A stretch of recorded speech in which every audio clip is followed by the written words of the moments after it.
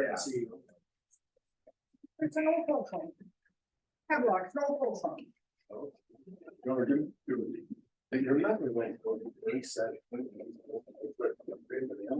Okay, good morning, everyone. It's 9:30. I'm going to start the meeting here. Going to call the meeting to order. I'm going to start off the land acknowledgement. We respectfully acknowledge that the Township of Havelock-Belmont-Methuen is located on the Treaty 20 Mississauga territory of the Mississauga and Chippewa Nations, collectively known as the Williams Treaties First Nations, which include Curve Lake, Hiawatha, Alderville, Scugog Island, Rama, Beausoleil, and Turdina Island First Nation. The Township of Havelock-Belmont-Methuen respectfully acknowledges that the Williams Treaty First Nations are the stewards and caretakers of the lands and waters in perpetuity, and that they continue to maintain this responsibility to ensure their health and integrity for generations to come. I'll ask everyone to please turn your cell phones off, place them on vibrate if you can, so it doesn't disturb the meeting. And I'll remind council of the declaration of pecuniary interest if it arises, declare it now, or if something comes up later, declare it then. We have minutes here from the regular council meeting of October 17th. If all is in order, I'll look for a motion to receive those minutes. Moved by Deputy Mayor Webb, seconded by Councillor Clement. All in favor? And that's carried. Okay, so we have 3 delegations today, and we do have a lengthy meeting, so I will ask everyone to try and keep to the 10 minutes. School board is here, Diane Lloyd, with an update from the Pine Ridge School Board, and we welcome her to the meeting. Diane, welcome. Your first up. Good morning. Thank you for the invitation to be here this morning to talk about education. And I'll warn you right up front, nobody told us 10 minutes. Well, no, we invited you, so that's I get a little extra time for that? Yeah, it's been a while. Thank you. So we'll just turn the front cover and go to the second slide if we could. Thank you. I am pleased to be here today to share an overview of the Pine Ridge Student Board and the current issues impacting our board. I'll try to talk a little bit about KPR at a glance, strategic planning, budget context, labor relations, student accommodation and planning, mental health and wellness. Next slide, please. We'll go on. Okay, again. I can make that weird little thing I'll do. Okay, all right. For KPR at a glance, Pine Ridge offers a world-class education to over 35,000 students in 87 schools spread across a diverse jurisdiction spanning over 7,000 kilometers. If you think about that, that's a lot of geography. One-time school boards used to be Peterborough County, Northumberland County, and Clarington, but now we have 7,000 square kilometers, and it takes a bit of planning to do that. One point of interest on this slide, if you look at the last one, I know you can all see the number of students and how they break down between elementary and secondary. 15,000 or almost half of our students are bused every day. So that's a fair amount of planning to get all of those kids safely back from school as well. KPR is one of the largest employees in the community we serve. We have 3,500 full-time employees, 1,300 elementary and 800 secondary teachers. We have close to 1,400 union and non-union support and administrative staff, including secretaries, custodial, maintenance, education assistants, et cetera, and we have approximately 900 occasional teachers and 425 casual support staff. We have always taken pride. Well, you did it. You were with me before. We have always taken pride in our commitment to accountability and to transparency in the delivery of public education. This is something I hope that all of you feel and see when you have dealings with us. We try to make sure that everything we do is upfront and people understand what they're doing, and if they're welcome to come and ask if they don't. As trustees, we establish a multi-year strategic plan every 4 years, and this is followed by a semi-annual annualized board action plan to operationalize the priorities we established. The next page just talks about our mission, our vision, and our values. We've had these these statements, mission, vision, values, for many years. I believe they date back to Ava's Glaze. Am I right on that, Mr. Kidd? I don't know if any of you remember her. She was our director for a long time, and She was the one that took us through the process of building this work, and they still ring very true today. And the one that I'd like to concentrate on is the mission, which we inspire our students to excel in learning, to succeed in life, and to enrich our communities. So if we go, you're there, okay.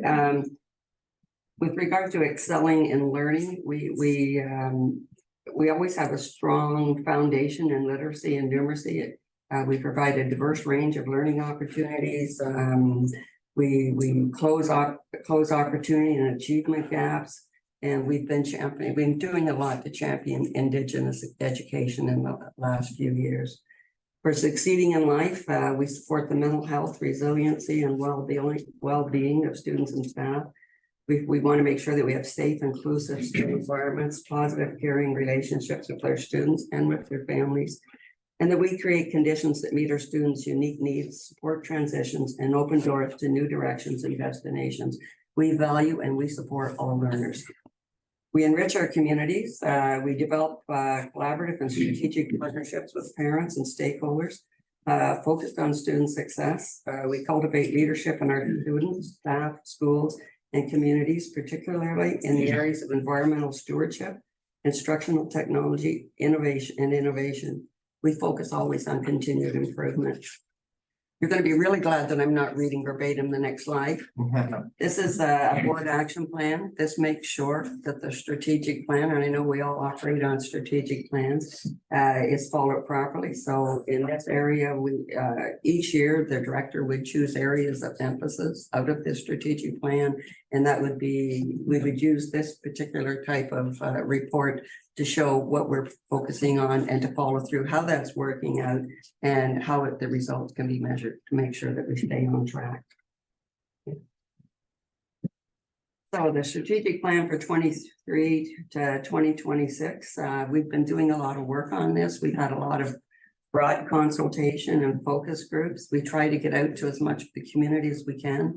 We want to make sure that people have a chance to say what they think is important in education, so that when we put that document together at the end of the day, what my hope is that people can look back and see their thoughts reflected in the final document. And that document for the next term will come out next month. Budget. Budget's a huge issue in all organizations. I'm sure it is in yours as well. In June, the board approved a balanced operating budget in the neighborhood of $500 million. The capital budget of $45 million for the current school year. Our budget is, we do the best we can to make sure our budget is in compliance with the Ministry of Education and reflects priorities set out within the board action plan and of course the strategic plan.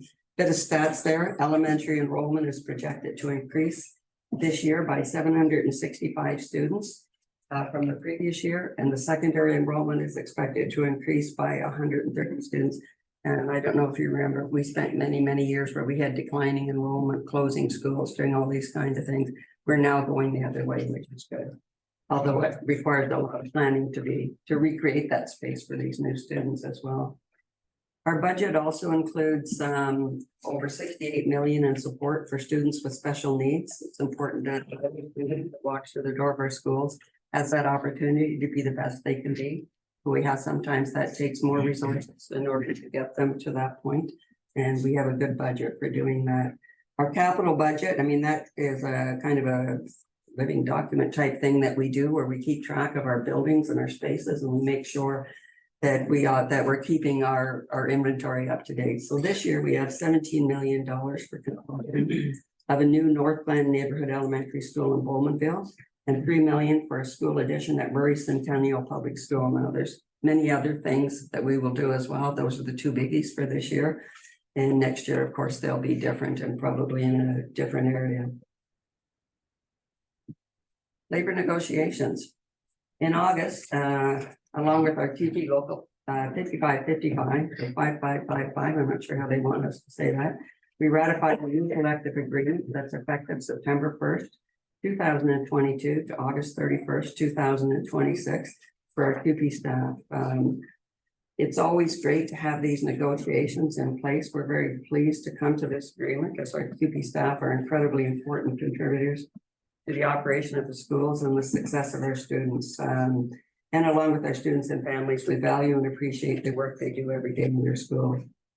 Most of our all of our contracts really now are negotiated provincially. When I first became a trustee, we'd be hammering these out ourselves.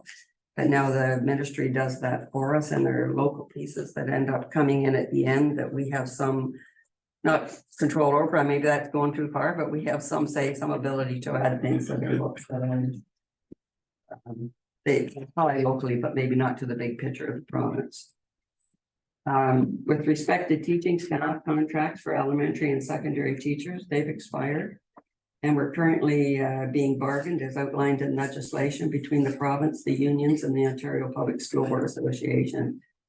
We will follow these negotiations and we're hopeful that they will, that they'll be able to come to decisions quickly. We really value the employees we have at KPR. I think we have great employees. Like we said, they work hard. They're great teachers, our custodial staff, our admin staff. All of them do a really great job. And we understand the importance to them of these labor negotiations every 4 years. And we hope that that goes smoothly for everyone involved. Next slide. We are, as I mentioned before, we're a growing board. We're pleased that our schools continue to be destinations of choice for our families. We have experienced an annual growth rate of 3%. Doesn't sound like much, but you know that multiplies.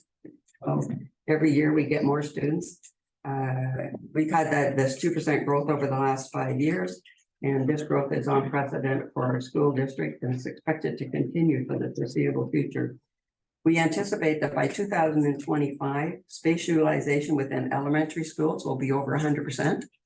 And by 2030, space utilization in secondary panel will also be over 100%. So I think that you can all imagine what that means and the amount of work that's going to have to be done to make sure that we create new spaces and rearrange what we're doing so that all of these kids fit in. The biggest problem we have in doing that is that the growth isn't all. We can't just say, okay, we're going to get 1,000 growth and we're going to spread it easily, across the 7,000 kilometers that we cover. There are schools that get very high enrollment and they've got children coming out the windows, and we've got schools in other areas where they could get another few hundred kids in. So that makes it difficult because the ministry wants to tell us, oh, you've got some space, why aren't you using it? Well, you see how far away it is. It just doesn't make sense. So that takes a bit of work and planning as well. We will at some point, I just wanted to mention that most of the growth is Clarington, and we do have quite a large community growing in the Millbrook area now as well, which brings it back into Peterborough County.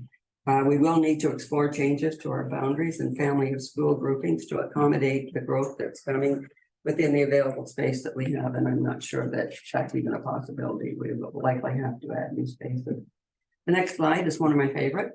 I've just, in this term, I guess I don't know how to put this. I've had the honor of having Havelock included in my community. It wasn't before, so it is now. And I was down at the school and I met Jason, the principal, a wonderful guy. And I spent an hour there with him and with the superintendent for the school. And that is a beautiful little school. I mean, there's just such a warm atmosphere of learning in that school. The kids all know the principal and he all knows them. And it's not, hey, Mr. So-and-so, and march you back to your class.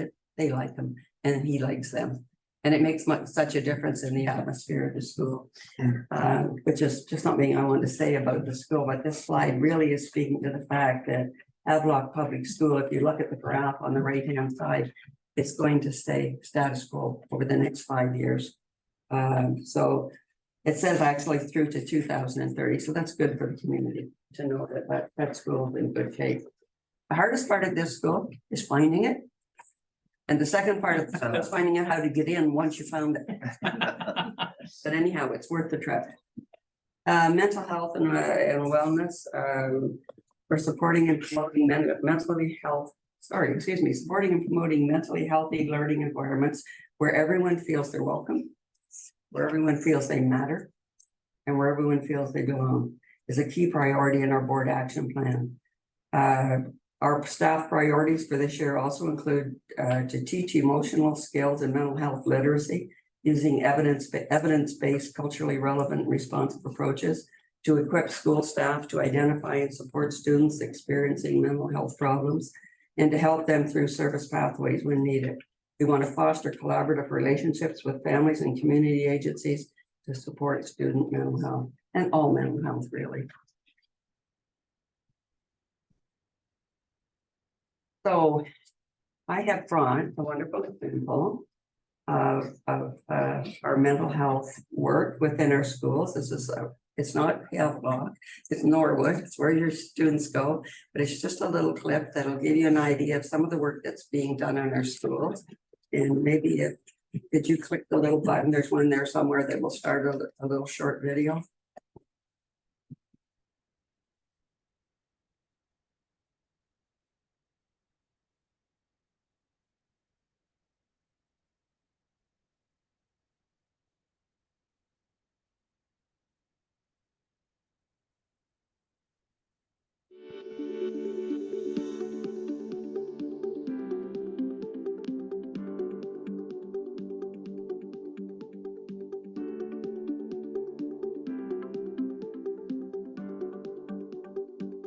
We're a small community that has little to no resources for mental health. The school plays a big part of it. So I help the school by building some interventions that are good for all students. And then some kids get referred to me for groups. And then a few students are referred because of significant mental health. And those students receive individual sessions.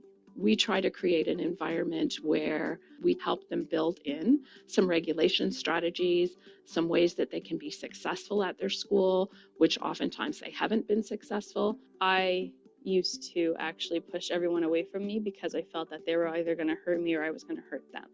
But after that thought went away and I started paying attention and learning the skills and actually caring, everything's got 10 times better from there. There's the odd day where I'll feel down and then I'll use what my teachers have said around me and my goals to push through the day and get past what is bothering me. So you find that there's a lot of kids who are trying on personalities, trying on behaviors. It really helps to have someone there that can be that caring adult for them, that says, yeah, go ahead, be who you want to be. In grade 9, I would have been more of acceptable to just walk out, not do the work. Now I'll actually try and do my work. If I get frustrated, I'll take a little bit of a break and then I'll come back to it. It's also helped me move forward to give me that goal set to come back for an extra year of high school. Like the high school, we have what we call the intermediate hub, which is a room at the beginning of the day. They can come in and sit down and vent about what's going on with them so that they can then focus later on what they're supposed to do in the classroom. We run a chill space here at NDHS. We're focusing on much more than the academic concerns and supporting the needs around the IEP. We've also pulled mental health and well-being and self-regulation into the room as well. Some of the resources I will use is I will leave the class, sit in the chill room. If the chill room is not available, I can go to the office, the guidance office, or even sharing. That room is about making connections with the students, building rapport, having them know that there's a safe place in the building. We had a number of students who would be coming to the office because they'd gotten into a fight and it was quite busy in the office. So I started doing some work and talking about some processes that we would put in place to try and support students and staff. And we started meeting weekly with student success team in the high school and then expanded to become what we right now call student of concern meetings. And we meet every week with our CERT, with mental health clinician, vice principal, and myself to talk about students that we have referrals from teachers because of various concerns. So overall, our suspension and expulsion rates have gone down. Office visits have gone down. With the skills I had learned and strategies that I have been taught, I have definitely seen an improvement in my attitude and just the way I think. The teachers are more than just supportive. They are literally everything to us. Like, we cherish everything they do for us. Everybody has the opportunity for self-regulation. Everyone has the opportunity for an education and to achieve the best academic success that they have while also maintaining mental health and well-being.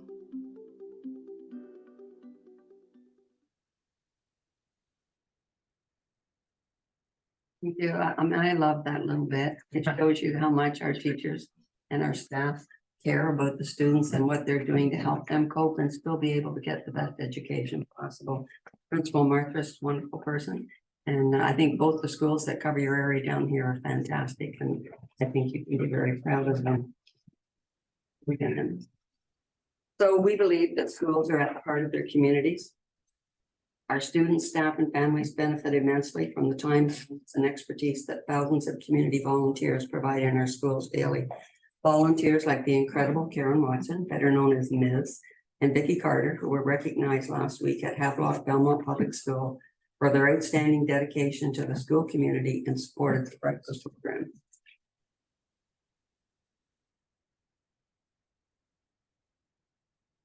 It was this exceptional commitment, specifically from Ms. and her critical leadership and devotion to the school's breakfast program and volunteerism at HBPS for 24 years that garnered regional, provincial, and ultimately national attention as she earned enough votes across the country.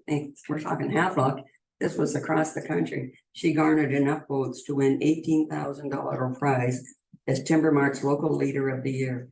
These funds will go a long way in supporting the Havelock-Belmont-Methuen Public School breakfast program and other student activities as well. The next slide, I just wanted to put a picture in of this lovely lady. I think a picture speaks 1,000 words. You can see the smiles. I mean, there's just a lot of good things going on at that little school and in this community.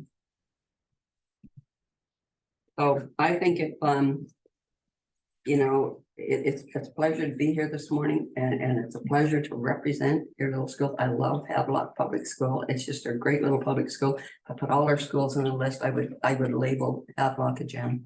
So be proud of your school, and I thank you for the opportunity to present this morning.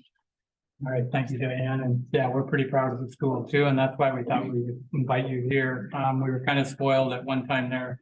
Our trustee was Shirley Patterson with her, and she was always bringing us updates, and so we thought it's time to get an update for the school now. And I know you've taken quite an area on here with the realignment, but appreciate you coming today and updating us on the school. I was kind of concerned years ago when the grade 7 and 8s left that it was going to be detrimental to our school, but it appears to have leveled off, and Worked out, right? yeah, hopefully it keeps going that way. But yeah, we're one of the few municipalities in the area, I think, that has a council representative on the parent council committee. Really? We do that just so we can keep up on what's happening there. So talking to other councils around us, I don't think many do that, but it's important to us. So thank you for your presentation. I'm going to open it up to council here if they have any questions. Comments? Go ahead. Yeah, thank you for your presentation there, Ms. Lloyd. One thing that's come up from parents here in the community, I used to be the council representative to the parent council over here at the school. Okay. A couple of times over the past couple of years, since I get questions around funding, the parent council there does fundraising in the community. They run fun fairs, whatnot, barbecues to raise money. And a couple of times in the past, I think 2 years, once they were asked, I think by the principal as a part of the council, to contribute money from this group to, I believe it was basketballs or footballs for the gym.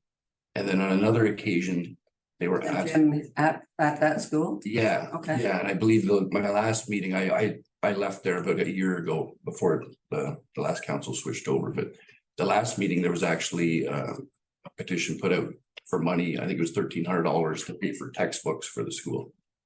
You know, my concern is obviously that this is a group kind of there to raise money for, I'd say, ancillary activities around the school. Exactly. And now they're being asked to pay for things that I consider, and maybe others consider, that the board should be paying for.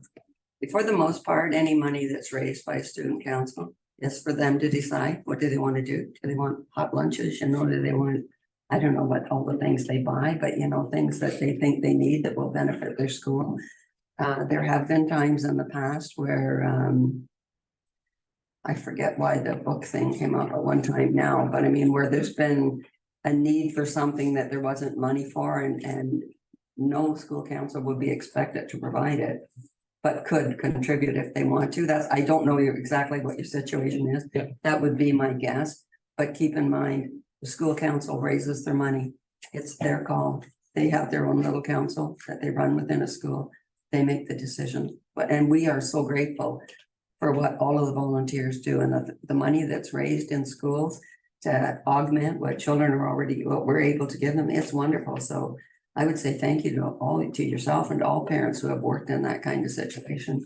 And again, it's their money to spend.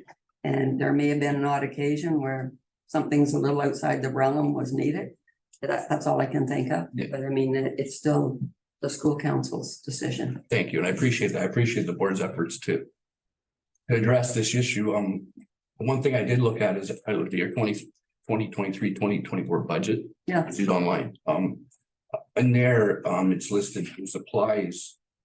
First of all, they're only 1% of the total budget, which I thought was kind of small. And Say then that again, it's listed under supplies. I don't know, you can throw it up on the screen there. you that good, you can just pull up our budget on page 22 like that. She's pretty good. So yeah, I believe it's the second line in the blue from the top, or second line from the bottom in the blue. ECEs. Supplies, yeah. So the ECEs, No, under school board right there. She's got the pointer. oh, supply. 2023, we've got 1% at 6.5, and then this year we're at 1% again, which I think is a small number, but we're down almost $500,000 in terms of money we've allocated towards it. Is this the overall budget? Like I'm not sure. That's the operating budget for. Okay, you're not pulling out Havelock. No. What I find sometimes a little problematic with the way the budgets come out is one year something's on one line, the next time you see it, it's on another line. So you may see supplies there, but those supplies will apply to whatever the topping is, the heading is the top, and on another page, there'll be supplies for something else. So you're not gonna see one big, likely see, this is the supplies for the great organization, it's going to be broken down into programs and sections, and we could probably pull that figure out and show you what the full supply line for the whole Board of Education is. I can't do that right now, but. No, and I just thought that the whole presentation is very well done. That's what I thought you had everything broken down quite well. So I think the number, if you look into it, might be quite accurate. Yeah, And I'm just concerned in terms of everything else on that page pretty much is going up. So I mean, why would, to me, the supplies should be going up probably at the same rate as everything else. No, you would think, wouldn't you? Yeah. But you gave me some homework. Thank you. Okay. Thank you. Anything else? Any other questions for Diane? Okay, Diane, well, thank you very much for coming out today, and look forward to seeing you again throughout the term. Sure, anytime. And I just want to say, our board misses Shirley as much as you do. A wonderful lady. Okay. Motion to receive the delegation moved by Councilor Doherty, seconded by Deputy Mayor Webb, all in favor? And that's carried. Okay, our next delegation here is Shelley Patterson with regards to abandoned stray and feral cats. Welcome, Shelley. Thank you. Good morning. Morning.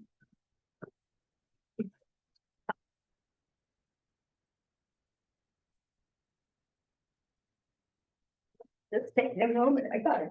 Kind of overwhelmed with the solution. Give me a second. The abandoned stray feral cats. It's can be for some people very emotional subject and awkward.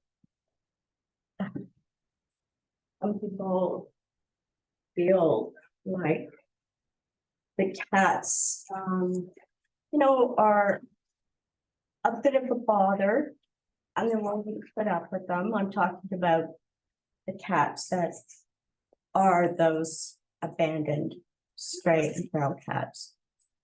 And some people are furious. And well, I just wondered, since there's going to be a eviction of the cats, Lily's rescue. I'm wondering is there a plan in place for them?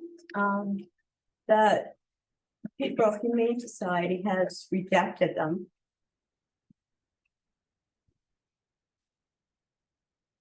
This is really what I've come here to ask. This is the point. Is there a plan in So- place?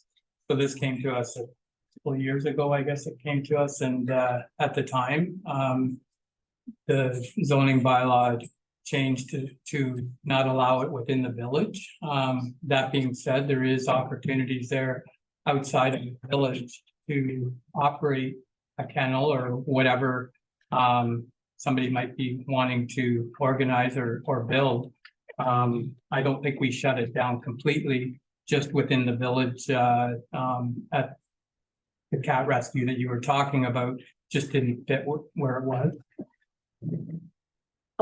Surely you can appreciate how difficult it would be to set up a whole new rescue outside of town.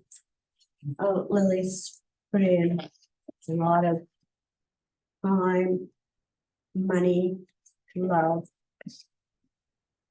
Been doing it for quite a while, and I just wonder, isn't there a way we can support her work already? So at the time, I think we did support, I'm not sure it was her or her husband, or there was a gentleman that we were working with to give help with the options that were out there. And this is the first I've heard of it in a couple of years, so I thought that everything was going in the right direction. That, you know, there may be something coming forward, but when I've seen this on the agenda, it's obvious that there's still some challenges. So moving forward, I think we're willing to work with anybody, you know, but it might take a campaign to try and get something like that going. They may not be able to do it on their own, but I'm sure there is people out there that would help, and it's just something that they may want to do to, because at the time it sounded like they were okay with, you know, that we didn't just shut the door, there was opportunities there. It's just it didn't fit within the village.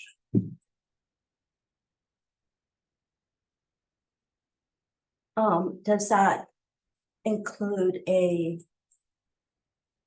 help from the township here?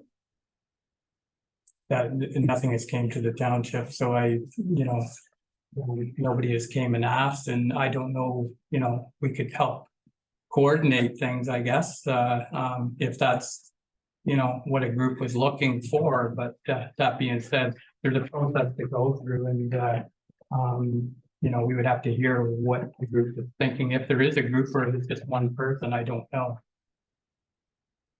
Oh, yes, there's more than one Yeah. person. I mean, there's other cat rescues that are scattered all around, and they're not really recognized as a cat rescue in a lot of ways because they're overwhelmed.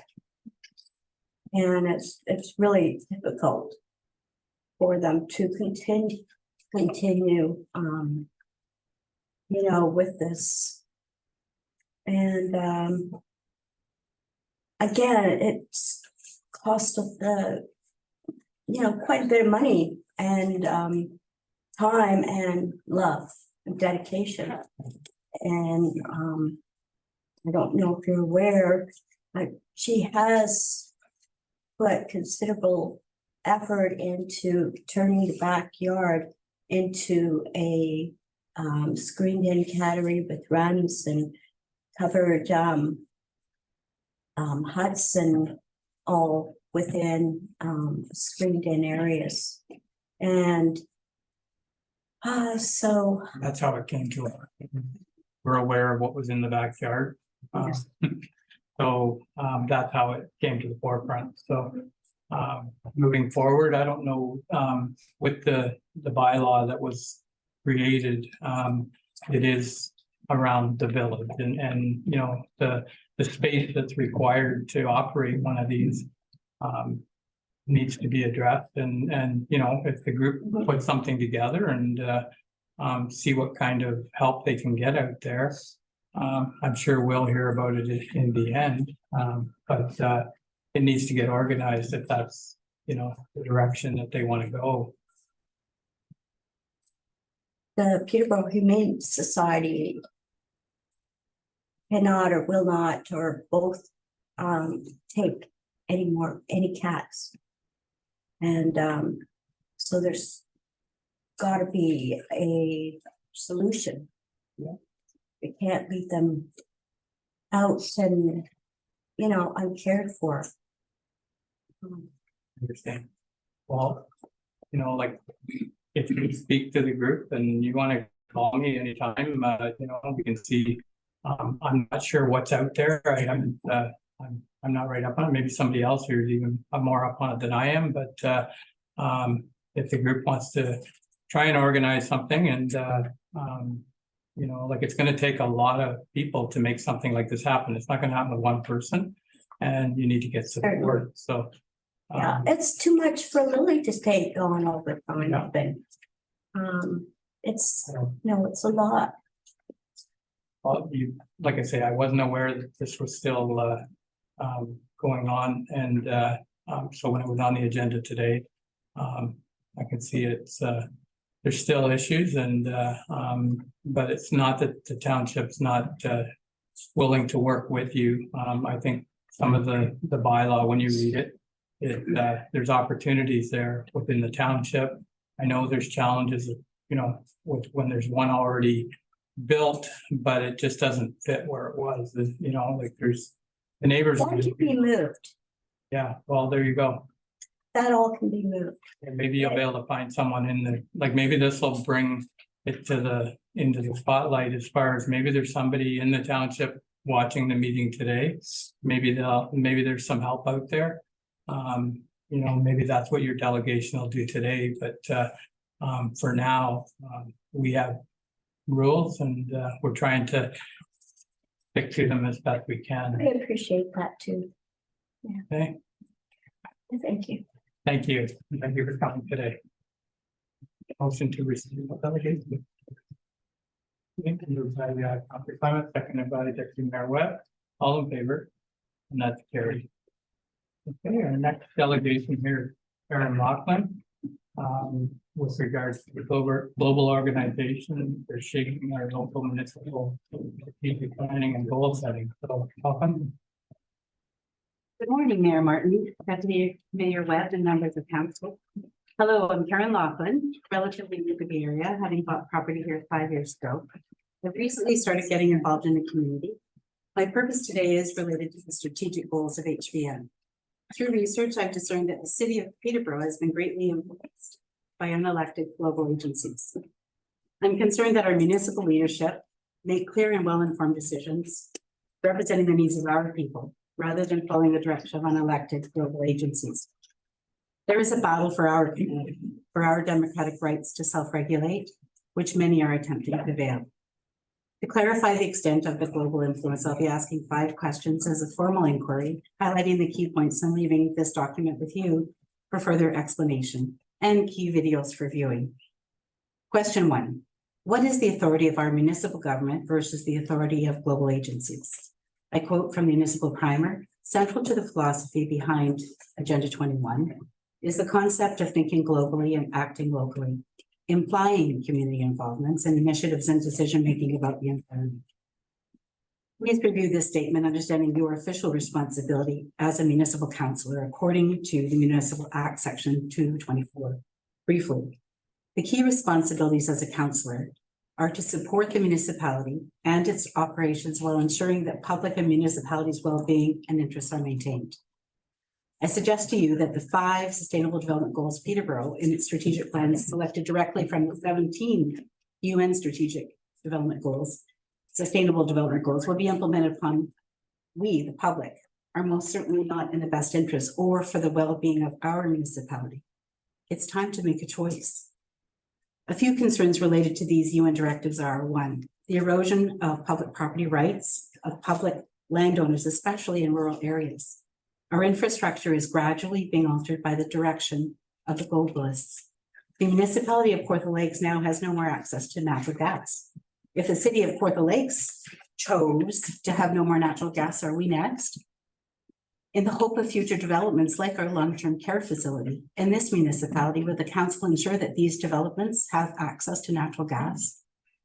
Is it responsible leadership to ensure ratepayers don't have natural gas for heat in the winter? 2, what is this council's position on the matter of the UN's official 2050 plan for net zero mobility?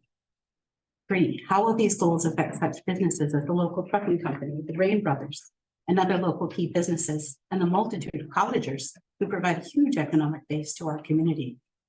Realistically, many people can't afford to buy a home, so expecting ratepayers in this area to afford the cost of an electric vehicle whose green value isn't big anyway is inherently ludicrous.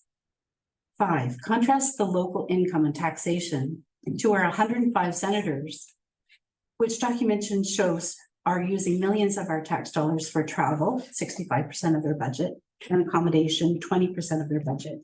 In 2022, 85% of 3,798,445 claimed.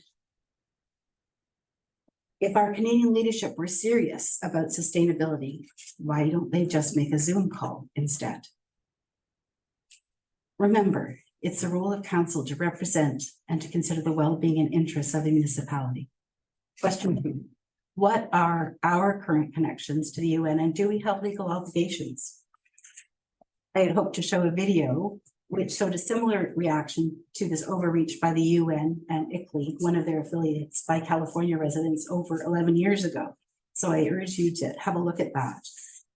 It's San Carlos, California residents. So have a look at that if you can. I suggest a duplicitous relationship between the County of Peterborough and its municipal officers elected to represent the ratepayers of our community who are liable for their actions. Third-party employees versus third-party employees and key international organizations like the UN, ICLEI, WEF, WHO, who are not liable for their actions.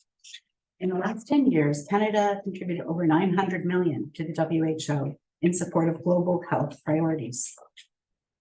It's unconscionable that we assist other countries, but our federal government has not yet made its promises for clean water to our Aboriginal communities a priority. Although this was an election promise in 2015, it's 2023. Water for our people should have been our $1 million primary healthcare investment. Incomprehensibly, one of the key mandates upon which our Prime Minister was elected has been relegated to the bench while accolades come in from the UN for the contributions of our tax dollars to other countries, while restricting our livelihood and our economic potential, especially with government increases of carbon tax dollars. Is there a connection here? It's like getting birthday gifts for your child's friends and having no money left for your own child's gift. Boundaries and priorities must be set. Although we commit local public funds to private sustainable development goals and foreign investors, there is not an appropriately converse relationship in which we receive any benefits related to our ratepayers and our community. If what we get from our affiliation with the UN and its subsidiaries is 1, a yearly bill of about 80 million, 2, 17 sustainable development goals, and 3, increased taxation, perhaps we need to rethink this relationship. Question 3, do we really have a climate change emergency? I urge you to view Nobel laureate Dr. John Clauser on his statement. Dr. John Clauser and a volume of international scientists not affiliated with the UN suggest that UN data is inaccurate. International scientists have jointly signed a declaration dismissing the existence of a climate crisis and insisting that carbon dioxide is beneficial. In the article shared with you, scientists recommend natural ways to de-escalate emissions without any carbon tax in Canada. Don't accept the UN generals' claim that we're at a boiling point. Where do our councillors stand on energy security? Affordable energy sources affect us all. Secure, affordable energy should be prioritized as opposed to responding to ridiculous fear-mongering statements from UN leaders intending to influence our government. These are the real issues, not for warmer weather here in Canada. So the Clintel organization said there is no climate emergency. Climate science should be less political, while climate policy should be more scientific. Scientists should openly address uncertainties and exaggeration in the predictions of global warming, while politicians should dispassionately count the real causes as well as the imagined benefits of their policy measures. Maggie Braun challenged Peterborough's emergency climate declaration, saying, regardless of Canada being a UN member, no level of government has the authority to implement foreign mandates, policies, treaties, or agreements that violate the Canadian Constitution, that target include private property rights, the BNA Act, Rights and Freedoms, Bill of Rights, or the Coronation Oath. Conspiring with foreign powers to assist in any act preparatory to the takeover of our nation is an act of treason, according to Section 46 of the Canadian Criminal Code. Please take a look at John Laurier's missing piece. He says, I believe I have the missing piece of the puzzle that have been left out of virtually all these computer programs, and that is the effect of clouds. Like Danielle Smith, Premier of Alberta, who is protecting provincial rights from federal legislation, can you stand up to protect us from provincial and global overreach? Question 4, SDGs, Sustainability Development Goals. How do these goals developed by the UN benefit or limit our municipality and its ratepayers? What allegiance does the municipality of HBM have with these agencies? How does this benefit our people? Are the public aware of our association with these globalists? And are the long-range goals of the UN transparent? How will the UN climate change directives towards sustainability regarding transportation and communication affect the economic development in our area? Please consider the key local industries who rely solely on transportation of materials for their businesses. Grain Brothers, Stewart Car dealerships, tourism, foodland, cottagers. What are the municipality's legal obligations and who is responsible for the result of these actions? Question 5. How can we set boundaries for our region to implement our economic and environmental goals? Enter Neil Oliver, journalist, historian, and Great Britain News. He suggests the UN goal of a one world order from an article in Herald Scotland News. The rabbit hole gets deeper. Earlier this year, Oliver claims a silent war was being waged by generation after generation of politicians to take control of the people and impose a one world government. This is a call to create resilience in our local community and create local solutions to be developed and implemented. In closing, I propose a response from Council to respond to the question, who is responsible for the takeover of our country? For meaningful public consultation regarding economic and environmental planning. The municipal primer is just a blueprint for economic and official development. It is not prescriptive. As our council, your decisions and impact cannot be understated. My hope is that this delegation will not be ignored or dismissed. This is a call to you, our elected officials, serving the public to do your duty to override and correct the errors of the past. Like the wave in arenas all over Canada, the hockey stands, people just stand up and join in the wave without a thought for the tsunami effect a wave can have. Please don't join this wave. We want to believe that you took on this role to serve the people of this region and that together we can reclaim our country, one small town at a time. Thank you.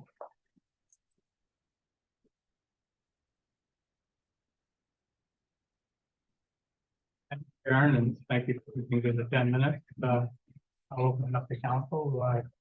Anybody got any questions or comments? Yeah, I just, Sorry.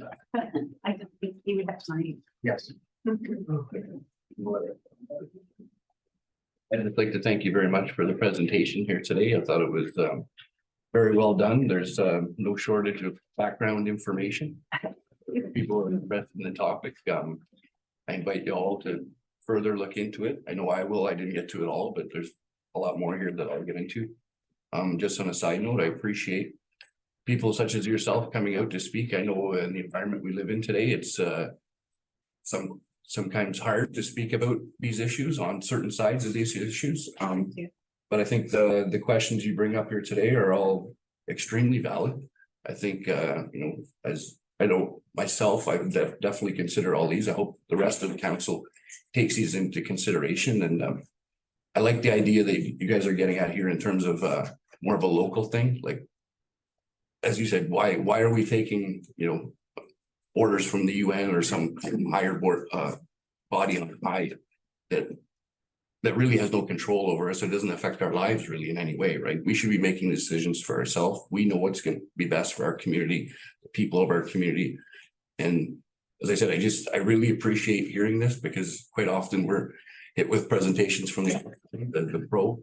And one other thing that you kind of referred to here, I know a lot of people on that side, they refer to it as settled science. So when we get in discussions, they'll say settled science. Well, anyone that knows science knows there's no such thing as settled science. Science is constantly changing. And anyone that tells you that obviously doesn't know anything about science. So I appreciate you guys, all of you coming here today. And thank you very much for your presentation. Thanks, Kevin. Thank you.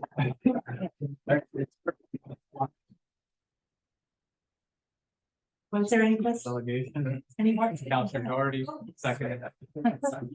Councillor Clement. All in favor? All carried. I thought it was. Our next item on the agenda is staff reports for information. We'll do that there and then we'll break. So we have two items on the staff report. One is the 8 p.m. public input for the budget survey, and the other was the grant that we received. Are there any questions with regards to reports? If not, I'll look for motion to receive.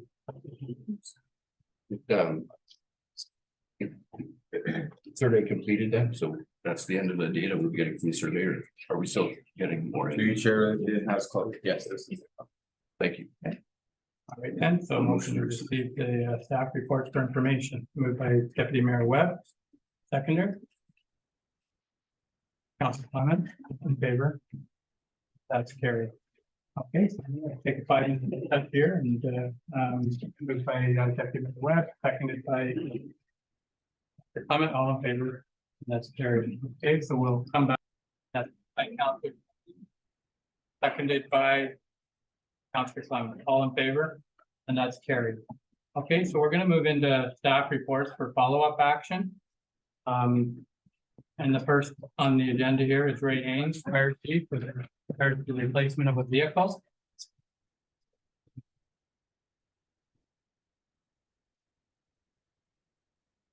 Morning, everyone. Morning, Ray.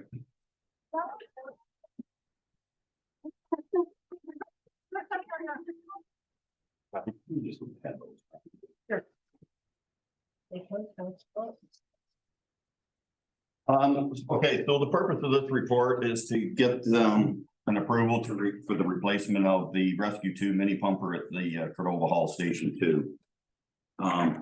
Recommendation that a 2022 F550 crew cab 4x4 mini pumper that can be purchased from dependable emergency vehicles out of Brampton for the approximate cost of $490,000.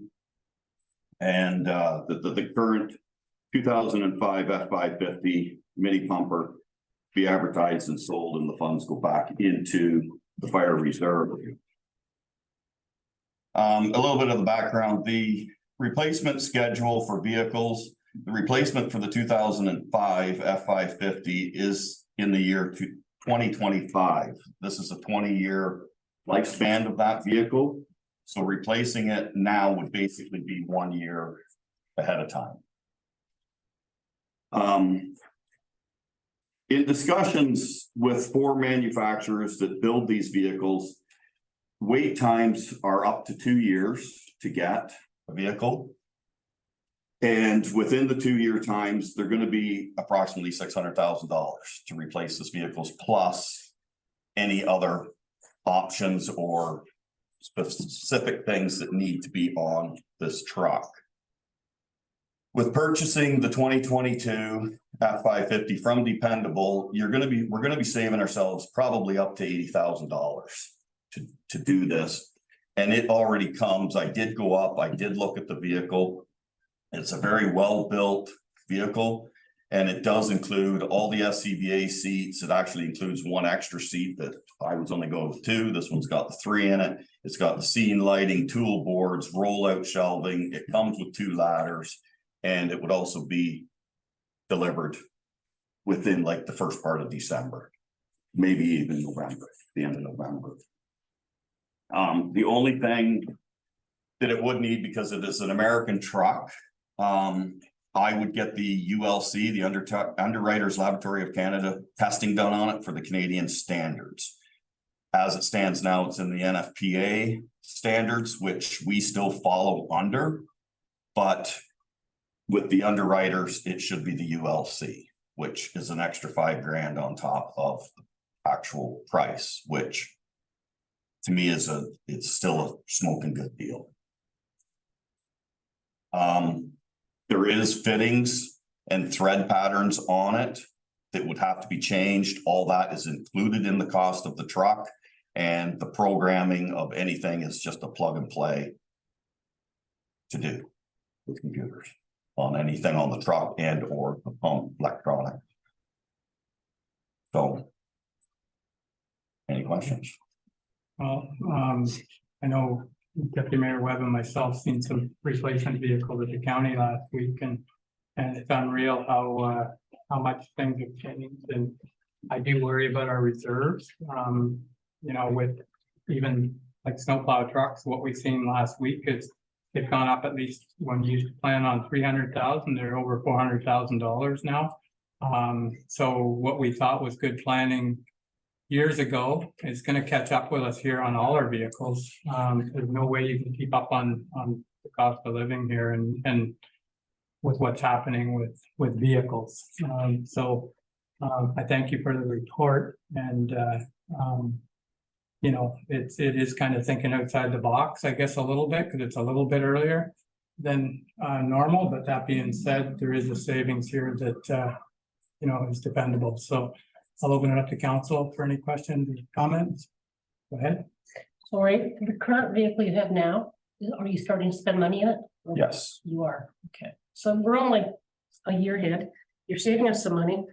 I'm of two things: that fire trucks and ambulances save lives, and like, if we need this, we need this. So now how hard will it be to sell what we have now? We'll advertise it, and I don't think it's going to be that difficult. Are we going to get a huge dollar for it? I don't think so, because again, it's 20 years old, and that is the lifespan of the truck. So it'll have to be, just like I said, advertise and see where we go with it. Just further to that, do you have an estimate on what we might get for it? Well, talking to other departments, North Corth is one of them. They just sold a truck almost identical that was bought basically the same time in 05. And it was a regular cab. Ours is a 4-door cab, and they only got, I think it was between 30 and 35,000 for it. That being said, I remember one time selling one to a fire department in Newfoundland, and how appreciative they were. Like, there is some small departments out there that I remember the letter that we got from them on, you know, that they would never be able to afford it. So when you say that $35,000 and you look at the cost of a new one, they took advantage of it, and I don't know where it is today, but that was really nice to see some of the small departments benefiting. So, well, through you, remember, it was up to a year ago. They were still saying thank you to me. So, okay. So, any other questions or comments around this? Through you, Mayor Martin. Question: I'm all for saving money, but we're going to spend $500,000 on a single sourced item. Yes. Question 1. 2, I haven't heard the word grant. Is there any grants? Have we looked? Have we tried? Not my knowledge, there is not. No. No grants, or we haven't tried? No grants. Okay. Thanks. And single sourcing, we're okay with that? Well, I understood you priced around as far as, but yeah, it hasn't went out to a bidding, you know, to bid on it. No, it hasn't gone to that, because when I started looking at this, again, sorry, through you, my mind, I was, because it's 2 years out, I was hoping to get a truck started. Mm-hmm. So we get it in 2025 instead of in 2027, 2028. Mm-hmm. Because then that puts the truck that we have 2 to 3 years over its life. This one happened to come up. It's sitting, I call it on the shelf. It's sitting there, it's ready to go. And it's loaded up with everything that we basically need on the truck. That we do need on the truck and some. That's why I'm bringing this report forward, because it's sitting there and you're saving yourself a good chunk of money. So, yeah, and I said that, I was saying that last week, about how we used to buy trucks and, you know, it was a thing, they came due, we put them out, people bid on them. The last few pickup trucks we bought, we've had to actually go and shop around and you pretty well have to buy them. I talked to someone last week and they had to put $500 down just to go look at it because they'll probably be sold when they get there. And that's happening with 3/4 ton trucks right now. Everybody wants them. That's why the one that I comment on when you see, because I remember we would never have anything other than a red truck for Havelock-Belmont-Methuen. Yeah. Now we take what we can get. And Drain looks to be the same way. His trucks were always green and they're white, red, whatever color he can get, he's taking them. And it's unfortunate that we're in this state of affairs, but right now you almost have to, the single sourcing is a problem, Jerry. I totally agree with you as far as it does look like single sourcing. But that being said, when it comes down to it, it's almost that way anyways when you get down to the bottom dollar. But so it's an option here. It's up to council. Any other questions? Again, I took a drive up. I had a look at this truck. It is a very well built truck, and it does have some options on it that I actually wouldn't even order if we were ordering a truck, but it's there. You take it how it is, but it is a very well built truck. And yeah, that's.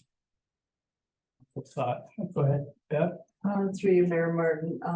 Ray, was it budgeted every year for like so many dollars put away? Yeah, over 20 years ago, and when this truck was the 2005, I sat with the treasurer and we did come up with a schedule, and there was money being put away every year since the 2005 truck was bought. The following year, money was put away to replace this. But the prices kind of jumped before COVID, and then with the COVID thing, they just went stupid.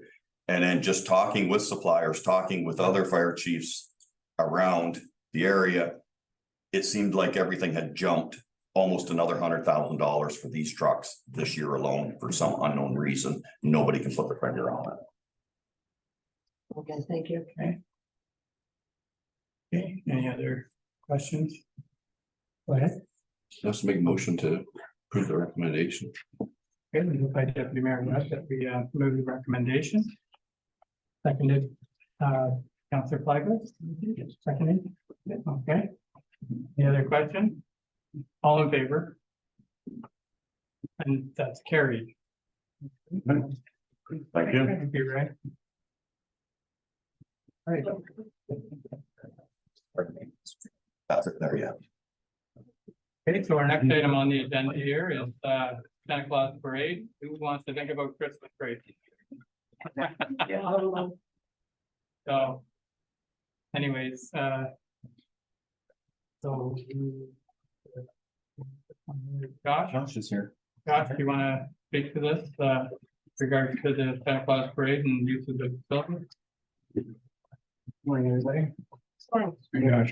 Yeah, the Lions are gonna host their annual parade and they need to use the washrooms on the main level of the arena during the duration of the parade for people come early and set up their floats. Okay. They're asking for that. Right, so this is kind of something that's just to make us aware of it. This is the new way of doing it. So, is there any questions for Josh? If not, I'll look for a motion to move the recommendation. Go ahead. Do you remember one question, Josh? Will Cordova need same kind of, is there parades that we got? This is for the people when they gather in the arena parking lot to. Okay. Yeah, fair enough. Okay.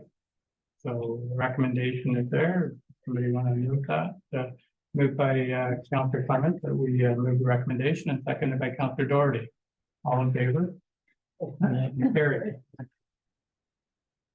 Okay, the next item on the agenda here is the agreement with Enbridge Gas. Does this come forward every year, Bob? Or No, through you, Mayor Martin, the previous year, this is a process that commenced earlier this year. It's a 20-year agreement.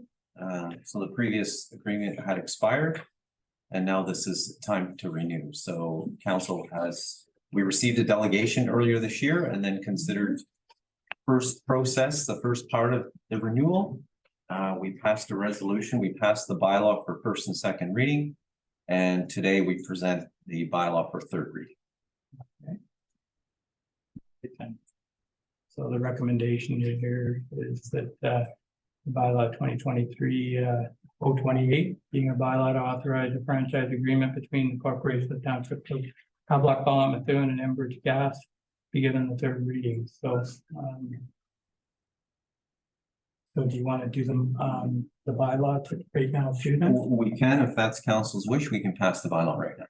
Okay, what's council's thoughts here? I thought this came every couple of years. I remember it coming last term, or maybe that's what's changed. Is it a 20-year thing now?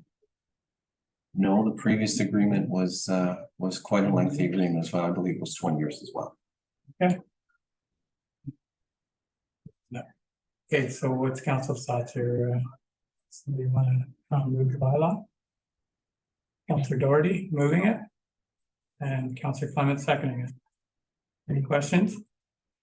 All in favor? And that's carried. Mr. Martin, whatever happened to sound system? You can't even hear you back here. Okay, I'll try and Turn it off? louder. No, I don't know what's happening with it here. It's we'll speak louder and hopefully that helps. Speakers. Well, the speakers are gone. You can't hear nothing back there. They just go around. Okay. All right. Either that or put it up there and we can read the room. All right. So the next item on here is the council priorities for the 2024 budget. So the process here would be that we commence with each member of council providing a list of priorities for this year's coming budget. So am I first on the list there then, Bob? You are, sir. All right then, so I don't have a lot of changes to what we already have in place as far as the process. We have a lot of challenges ahead of us this year. Looking at some of our roads, we have George Street underway, and it's going to commence in the spring. There's a lot of dollars to go with that. We have our long-term care, and there's some street work that has to happen up there. So between roads, recreation, and facilities, I would hope somehow, I don't know how we're going to do it with what's ahead of us, but we need to keep moving forward with, we have Uniman Road back there that's falling apart. It's going to be a huge investment. Van Sickle Road is going to have to be addressed over the next year or two. We passed a motion last week without stealing your thunder from the county report there, but to do the bridge up there. The county owns the bridge on Van Sickle Road. So I'm stealing your thunder, Deputy Mayor Webb, but there is some money going into Van Sickle Road, $1.3 million for the bridge. Splitting it with Marmor and Lake. But anyways, we'll so, and then when we get into recreation, you know, the sports field topic has been around for 3 or 4 years, since 2019. And I hope that there's a way that we can keep moving on with that somehow in the budget. And we also have the town hall and the community center construction. So we have a huge list of things that we need to address in this budget. I don't know how we're going to do it, but we need to figure out a way and think outside the box to try and make these things move forward. So it's a pretty general priority list, but it's just really continuing what we started a few years ago and trying to make it happen. And with the environment the way it is right now, we have our challenges ahead of us. We're going to have to be creative, but I'm hoping that we can, you know, move along with these 3 items here, and that's roads, recreation, and facilities, to make sure we use that grant that we were given. So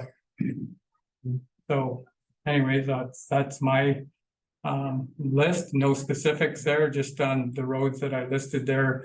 That have came to us, we're gonna have to start planning. One of them might not have to be done this year, but it's such a huge project, the Van Sickle Road, that we may have to plan it over 2 or 3 years to try and make it happen, and that's a partnership with Marmon Lake, so there's gonna be a lot of discussions with them on how to make it work with both our budgets, so. And that's all I have, so I'll turn it over to Deputy Mayor Webb. Thank you through you, Mr. Mayor. Seems like we have the same list pretty much, so. So yeah, my list is George Street. I've got wastewater treatment plant. Got the arena expansion or whatever is gonna go on over there, and then added recreation would be the possible added ball field and soccer diamond. But yeah, further to your point, I think this council knows that we have a number of rather large sticks in the fire at the moment that we need to deal with, and hopefully through the budget and strategic planning process, we can prioritize those and get those in some kind of a working order where we can knock them off the list as soon as possible.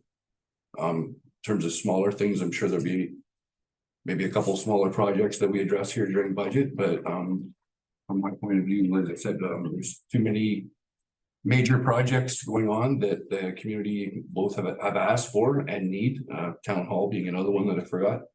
As I said, we got to make a plan, get a time frame around this plan for, you know, some deliverables for the people, and secondly, find out where we're going to get the money to do a lot of this. So my whole plan is, as I said, concentrate on the bigger projects here, and I think some of the smaller things will take care of themselves.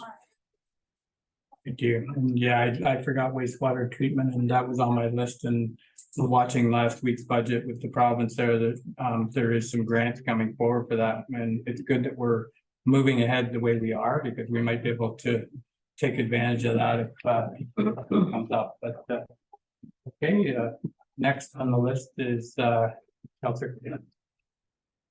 Yeah, Mayor Martin, so my wish, most of it you two have already covered. The only one I did have, because I'm big on equipment, trying to update our equipment.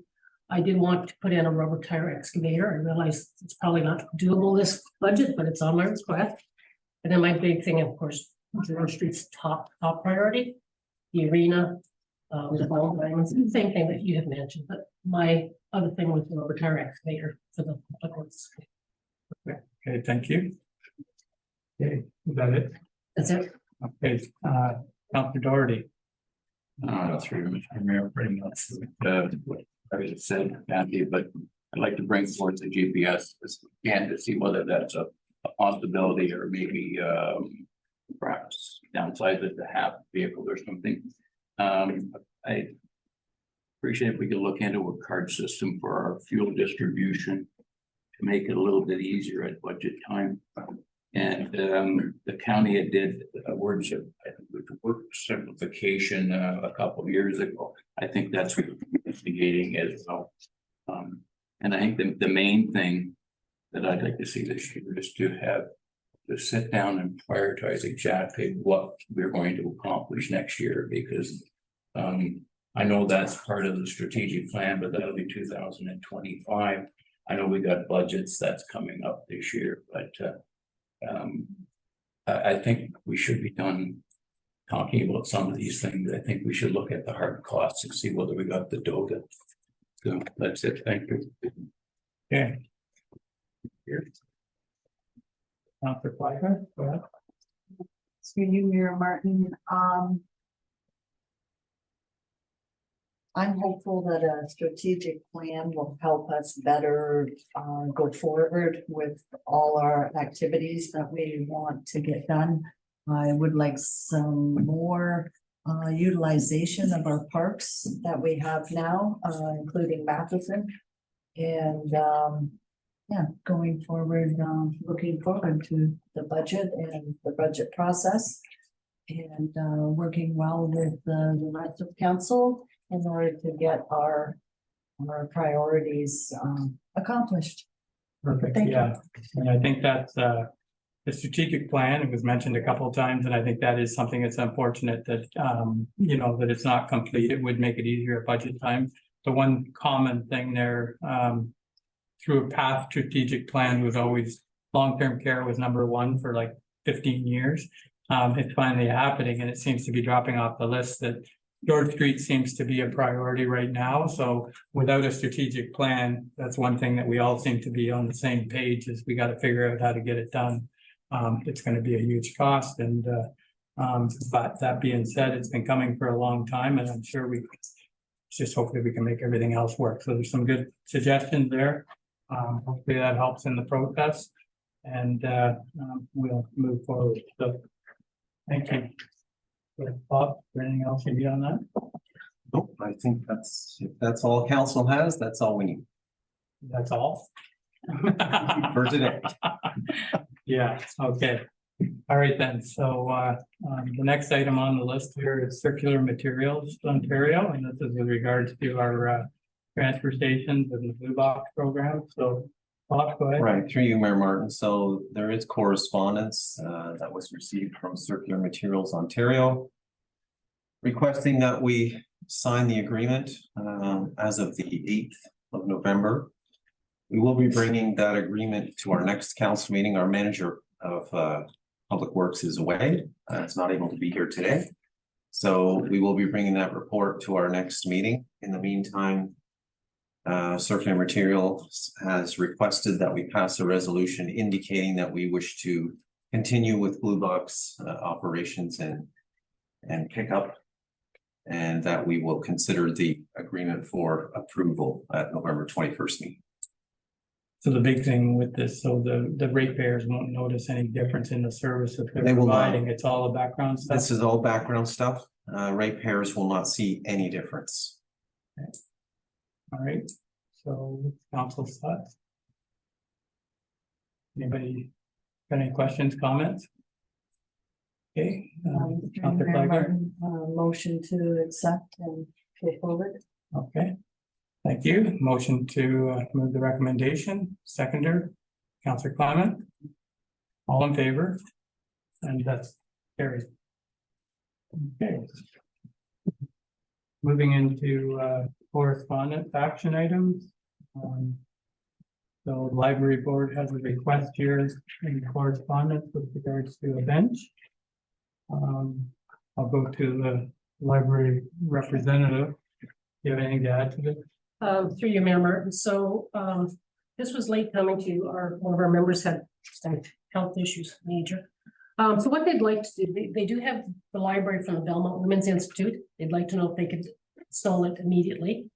And then they'd like to know if they'll pay for everything. There'll be no cost to the township except, I guess, in kind prop going down forward. But could they get Josh to order the bench for them? It's a 4-foot bench. And they will pay for it through their cookie fund. I realize now it probably won't be installed until spring, but they'd like to go ahead with it. So we would order the bench. You'd order the bench, but the library will reimburse the township through their cookie fund. Okay, Josh is here. Is that a problem, Josh, or? Probably not at all. And it's a 4-foot bench. It's not a big, it's not like a big lion bench, it's just a 4-foot bench. Okay. And so. Yes, through you, Mayor Martin. I think we would want very specific details on which bench they want, just to make sure we order the right one. Yeah, Josh and I have already discussed this, because we know, we measured, we know that it'll only take the 4 foot, it's got to go on a concrete pad to be, safe for the thing. The other thing I did want to ask Josh, is it possible to get the mini library installed now, or is it too late? It's no frost in the ground yet. It's for you to remember, it was the spring project. It's a spring project, okay. Yes, we can let them know. Okay, Mr. Mayor, what? It's possible we could get a report brought to council. Yeah. With the details of bench and Of the the bench? pad Yeah. and the cost. And Sure, that would be a motion that we get a report back. Okay. Not that we're disagreeing with it, just like a report, so we're aware of all the things, the Okay. costing, So I need Josh. a to help. detailed report back. Actually, Josh and probably Robbie can work on that. Sure. Okay. Okay, so Deputy Mayor Webb is moving that we get a detailed costing for this project. Do you have a seconder? Councilor Doherty, all in favor? and that's carried. Okay, and that's all we have for action correspondence. There's a couple of other things in, for information. If there's no questions with regards to them, I'll look for a motion to receive the balance of the correspondence. Okay, moved by Deputy Mayor Webb, seconded by Councilor Clement, all in favor? And that's carried. Okay, yeah. Here. So we're gonna move into councilor activity reports. There's none. Next, so we'll have one into that. There is an update from the county council. Do you have anything? I know I took a little bit away from there, but no, I don't think so.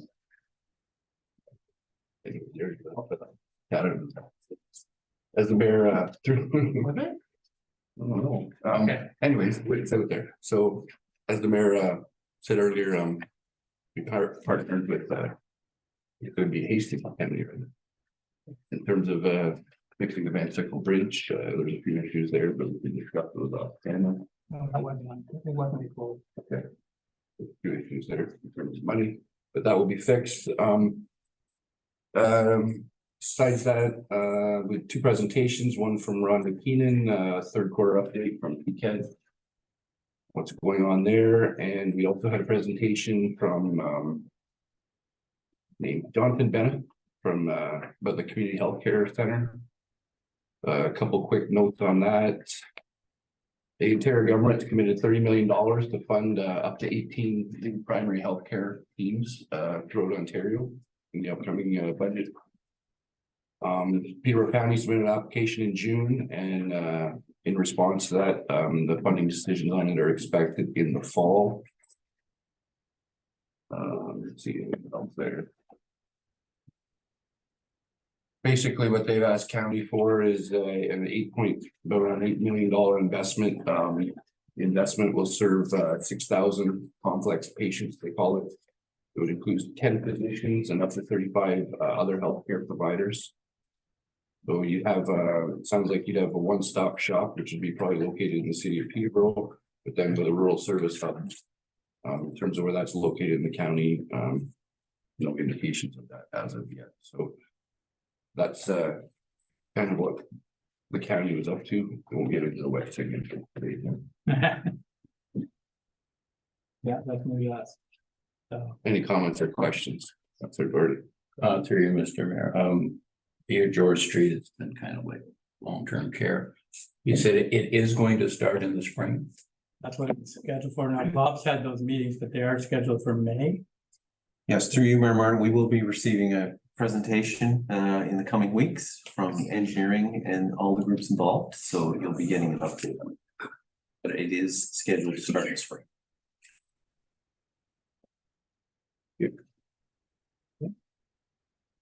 Other questions? If not, I'll look for a motion to receive the deputy mayor's update. Moved by Councilor Flagler, seconded by Councilor Clement, all in favor, and that's carried. All right then. So we don't have any written notice of motions in front of us. Is there any oral notice of motion? Seeing none. We'll move into other business. We have one item on other business, and that's Councilor Flagler and the EOTA Trail 107 update. Yes, through you, Mayor Martin. I did take a walk down the fourth line. This section is on the rail bed, which to me, I just don't see where the railway went through there. It looks like it's all washed out. It's at least, I mean, I can guess maybe a foot, maybe more of water. According to the snowmobile club, it doesn't totally freeze during the winter, so it is very difficult to get through. Our ATV club, Peterborough County ATV club, 4x4 or side by side was through there, and the water went up to his cup holder. So apparently he's not going anymore. Both clubs have contacted the EOTA Okay, and no response. This section has been at least like this for at least a couple of years, if not longer. And my concern for this year coming forward, according to the ATV club, it doesn't totally freeze in the winter time, and the snowmobile club is going to have difficulty getting through to the other side. I do have other pictures on my phone. I did meet the gentleman in a, I want to call it, it's not a walker, it's a scooter. He has a disability, obviously he can't walk, but he can't get through there. Now, walkers can get through there if you can walk on a balance beam, which is mostly sticks to the left side.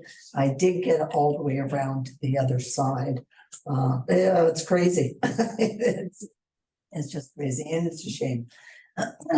So going forward, I'm not sure if council needs to address with the EOTA, because I'm not sure on the liability aspects of this. Our horseback riders haven't been able to use that part of the trail to get through. Horses will not go through that water. Now, behind the picture to the left is where a culvert is, but that's not even where the water is. So I'm not understanding the culvert unless it's in the bigger open, like on the far end of it. I just don't know. So going forward, I'm really concerned with the condition. And like I said, our local snowmobile club is going to have some difficulty getting through there. Very dangerous, actually, in the wintertime, because it doesn't completely freeze.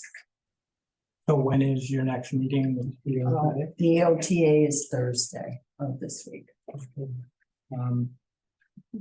So you will be bringing this up at Yes. your committee, so you'll be That's bringing it right. up. You know, we can send a letter with you if I don't know, their staff has enough time, they could write something that even just a resolution today that we would like to know where this is at as a council.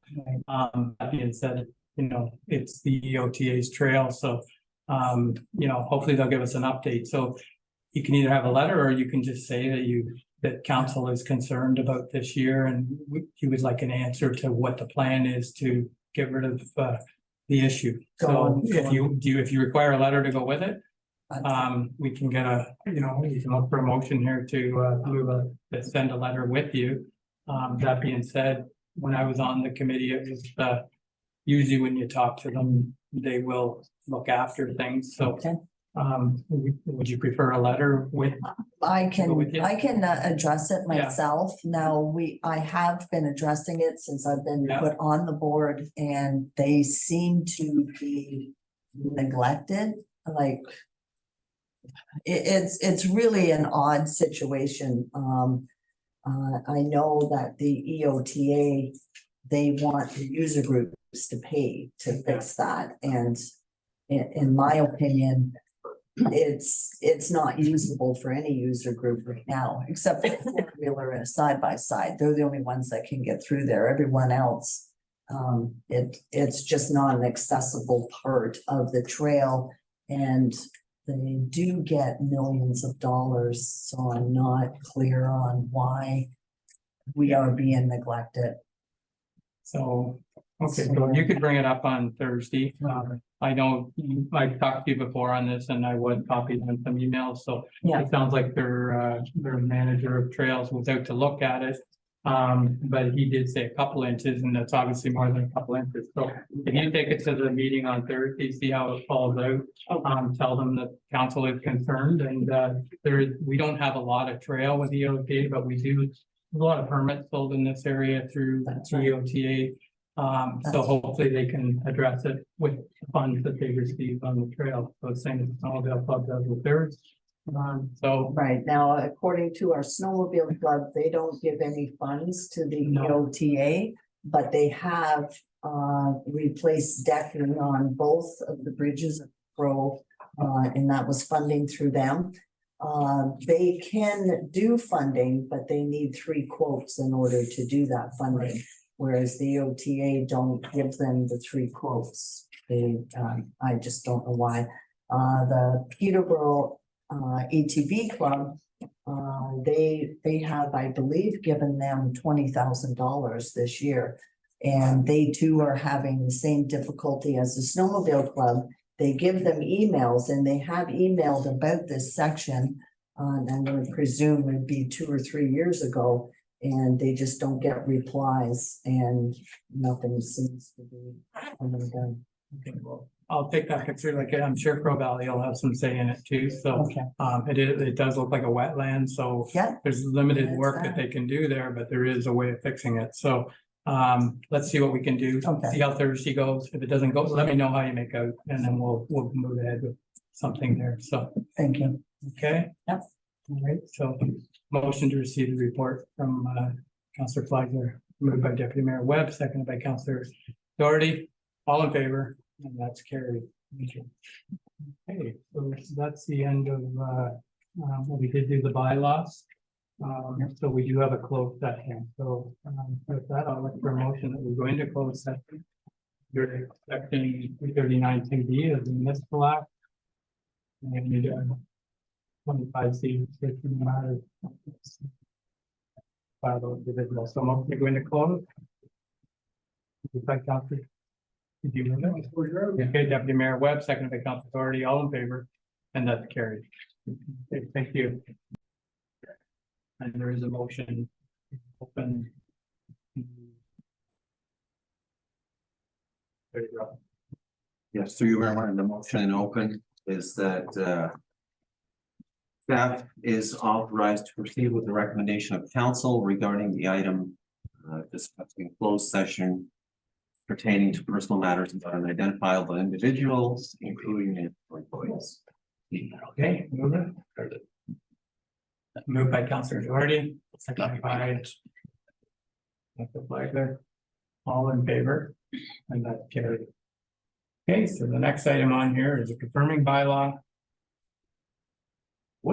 Sorry, what happened to the other part of that? We don't have to do the real estate in there as part of the We're close. They're in open right now. I know, and Two people. Okay, it's okay. Go. so confirming bylaw. Somebody want to move for today's actions? Moved by Deputy Mayor Webb, seconded by Councillor Flagler, all in favor, carried. And motion to adjourn. Moved by Deputy Mayor Webb, seconded by Councillor Doherty, all in favor, carried.